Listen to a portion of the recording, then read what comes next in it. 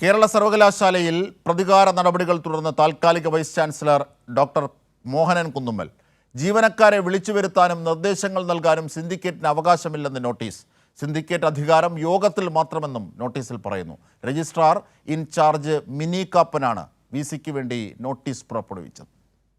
കഴിഞ്ഞ ദിവസമാണ് വൈസ് ചാൻസലർക്ക് വേണ്ടി രജിസ്ട്രാർ ഇൻചാർജിലുള്ള മിനി കാപ്പൻ നോട്ടീസ് പുറപ്പെടുവിച്ചത്.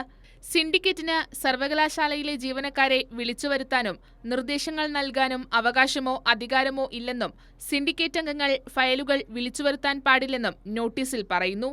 സിൻഡിക്കേറ്റ് യോഗത്തിൽ മാത്രമാണ് അംഗങ്ങൾക്ക് അധികാരമുള്ളത്. അല്ലാത്ത സാഹചര്യങ്ങളിൽ VC-യുടെ അനുമതിയോടുകൂടി തീരുമാനമെടുക്കണം. യോഗത്തിന് പുറത്ത് പുറപ്പെടുവിക്കുന്ന തീരുമാനങ്ങൾ അംഗീകരിക്കാൻ കഴിയില്ലെന്നും സർവകലാശാല ഭരണത്തിൽ സിൻഡിക്കേറ്റിന് ഇടപെടാൻ കഴിയില്ലെന്നും നോട്ടീസിൽ സൂചിപ്പിക്കുന്നുണ്ട്. ഇതിനൊപ്പം അംഗങ്ങളുടെ സമൻസുകൾക്കും നിർദ്ദേശങ്ങൾക്കും ജീവനക്കാർ മറുപടി നൽകേണ്ടെന്നും അത്തരം ഇടപെടലുകൾ അംഗങ്ങളുടെ ഭാഗത്തു നിന്നുണ്ടായാൽ VC-യെ അറിയിക്കണമെന്നും നോട്ടീസിൽ പറയുന്നു. സർവകലാശാല ചട്ടങ്ങളിൽ പറയുന്ന സിൻഡിക്കേറ്റ് അധികാരം മറച്ചുവെച്ചുകൊണ്ടാണ് VC നോട്ടീസ് പുറപ്പെടുവിച്ചത്. കൈരളി ന്യൂസ്, തിരുവനന്തപുരം.